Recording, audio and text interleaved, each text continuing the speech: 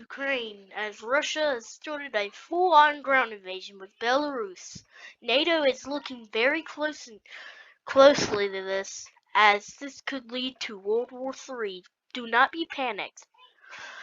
A war may start. May God have mercy on us all.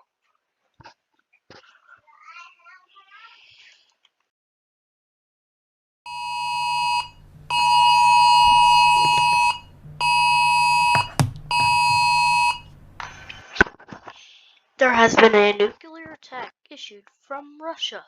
Please get to cover now. This is not a test. I repeat, this is not a test.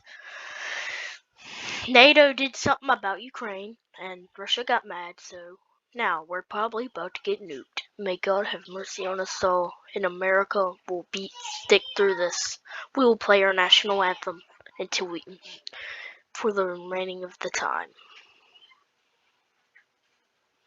God bless America and us all.